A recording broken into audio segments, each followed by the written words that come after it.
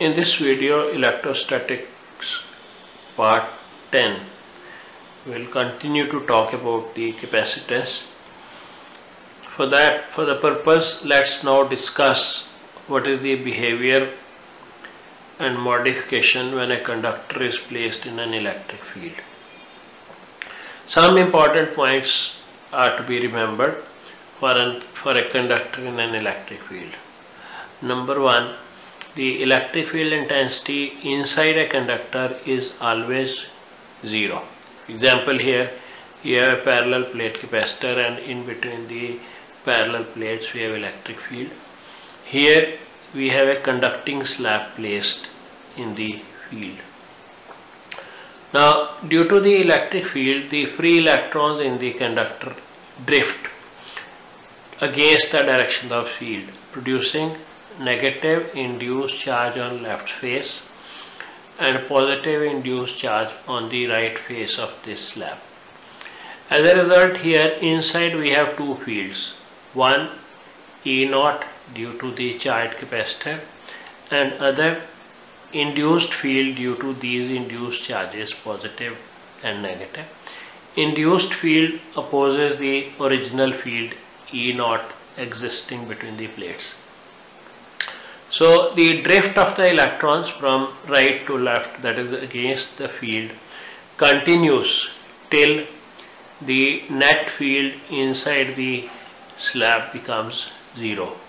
As otherwise, the charge carriers, that is free electrons, will continue to drift till the net field E drops to zero.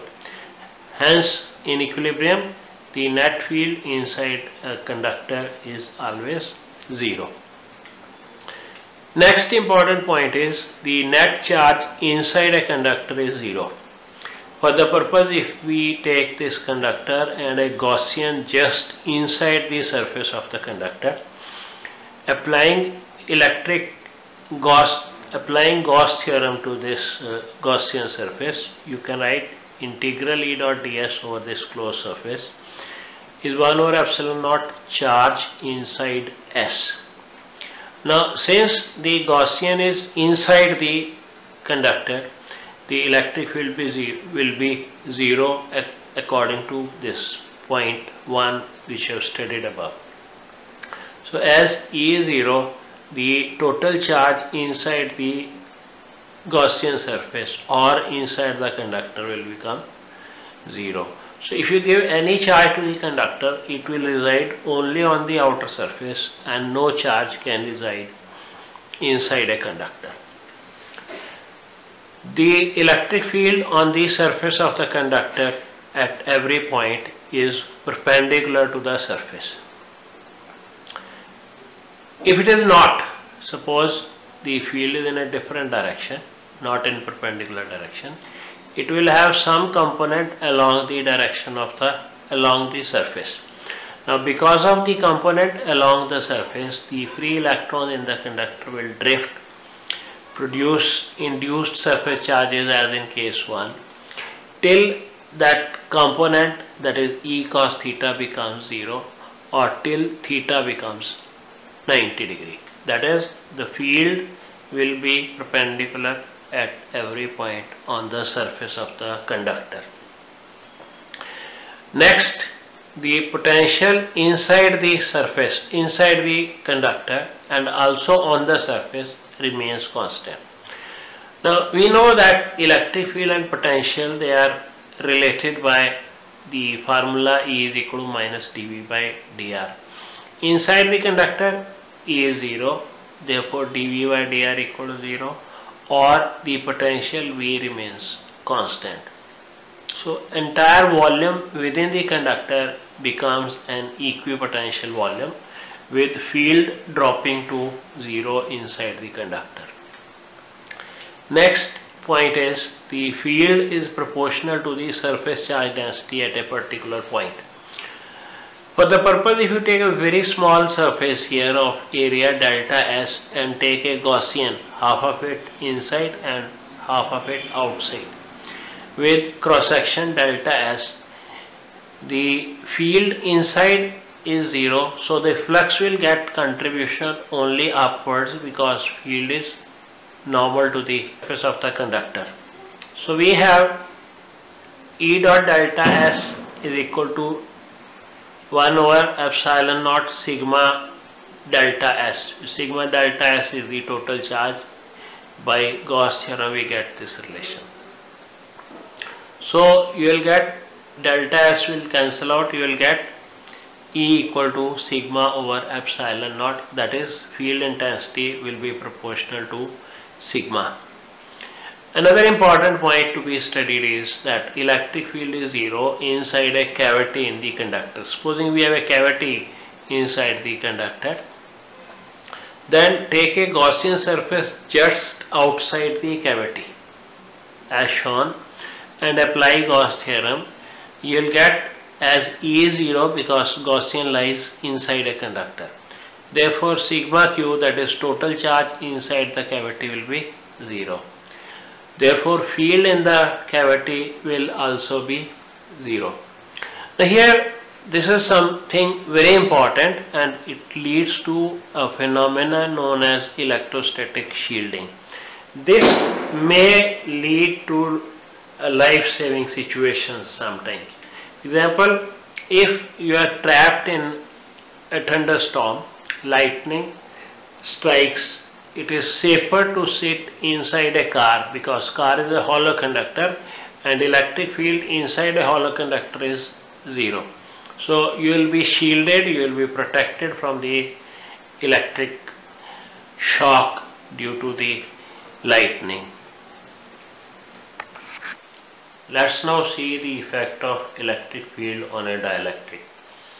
A dielectric is a substance which does not have any free charge carriers in it. So unlike metals, dielectric is an insulator. The dielectrics are classified into two categories: polar, non-polar. A dielectric is polar if every molecule in it has an electric dipole moment. For example, if you take sodium chloride or HCl molecule, we have a theta positive charge in sodium and a negative charge in chlorine because of higher electronegativity of chlorine. So every sodium chloride molecule and similarly every HCl molecule has a net non-zero electric dipole moment. Such dipoles, dielectrics, are called polar dielectrics. And if you consider a hydrogen atom, there is a symmetric distribution of positive charge and negative charge. According to quantum mechanics, we have a positive cloud at the center in the form of nucleus, surrounded by a negative charge provided by fast moving electron. The centers of positive and negative clouds coincide. So electric dipole moment of a non-polar molecule is 0 due to symmetric distribution of positive and negative charges. The centers of positive and negative charges coincide. So every atom or molecule constituting a non-polar dielectric will have 0 dipole moment. If a dielectric is placed in an electric field, let's see what will happen. Here we have a parallel plate capacitor which produces a uniform electric field of intensity E naught between the plates. For a dielectric placed in the electric field, let's say if it is a polar dielectric, the tiny molecular dipoles align with negative charge closer to the positive plate and positive charge closer to the negative plate. So there is an alignment of the tiny molecular dipoles, resulting in induced negative charge on left side and positive charge on the right side, as shown in this figure. Positive charge on right side and negative induced charges on left side. As a result of these induced charges, we have an induced field which opposes the applied field. the induced field is denoted by EI. E naught is the applied field because of the charged plates, and EI is the induced field due to induced surface charges. So the net field in the dielectric is reduced. The induced field depends on nature of the dielectric, and we define a term dielectric constant K equal to ratio of the applied field to the net field inside the dielectric. Now a dielectric gets polarized in an external electric field, that is, it acquires a net electric dipole moment. The dipole moment acquired depends on nature of the dielectric. A term intensity of polarization is defined for the dielectric, and it's given by dipole moment, induced dipole moment, which is equal to surface charge multiplied by the distance between the surface charges, that is the thickness of this slab, Qi into d over volume. Cancelling out d, I left with Qi over A equal to surface density of the induced charge. So the dipole moment developed is given by epsilon naught xi into E.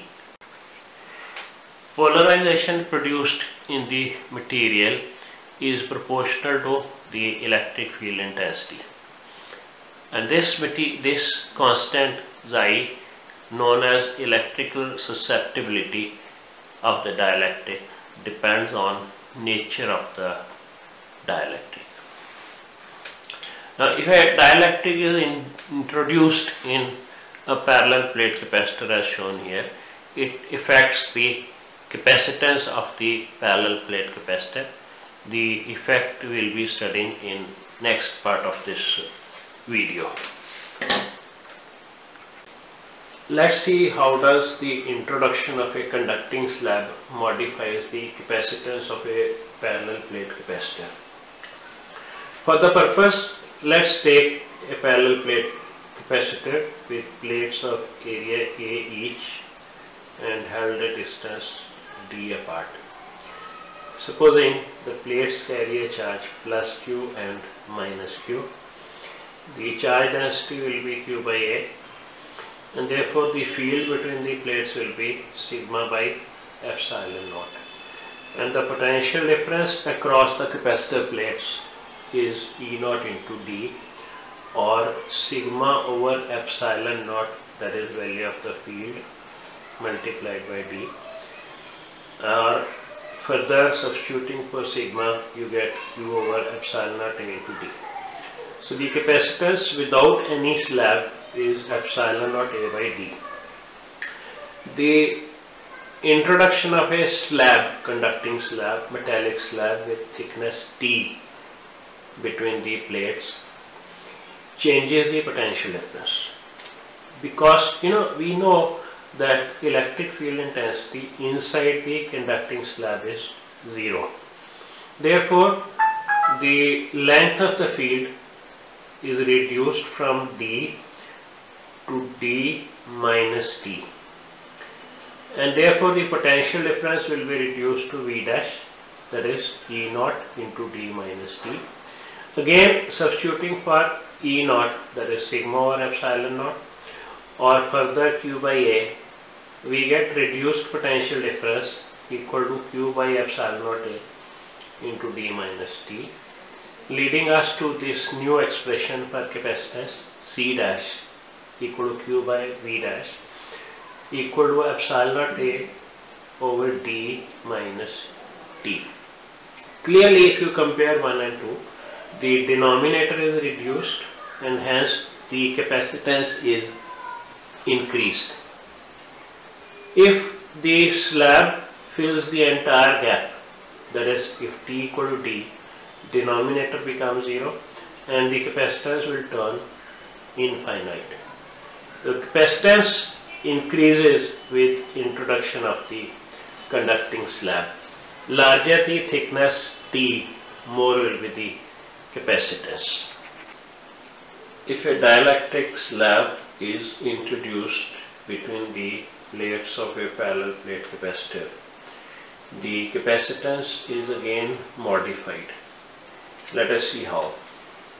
Like in conducting slab case, let's again consider the parallel plate capacitor with plates of area A each, separated by a distance d, and then we know that the capacitance will be given by epsilon naught A by d. If we introduce an insulating or a dielectric slab of thickness T between the plates of the capacitor, then the dielectric slab gets polarized, and the polarization reduces the field in the slab to E equal to E naught by K. Hence, if we see this diagram carefully, we will have an electric field of intensity E naught outside the slab and E equal to E naught by K inside the slab. That is, over a distance T, the field is E, and over the remaining distance D minus T, the field will be E naught. Therefore, the potential difference in this case, the potential difference between the plates of the capacitor will be V dash equal to E naught into D minus T plus E into T. Substituting for E, we get to this expression, or E naught into D minus T plus T by K. Here E naught is sigma by epsilon naught or Q by A into epsilon naught into D minus T plus T by K, leading us to the new value C dash of the capacitor as Q by V dash equal to epsilon naught A over D minus T plus T by K. If this dielectric slab fills the entire space between the parallel plate capacitor, that is, if T is equal to D, this term will vanish and T will become D, so you will get C dash is equal to K epsilon naught A by D. That is, the capacitance again increases with introduction of the dielectric slab to Kc, where K is dielectric constant of the material of the dielectric slab.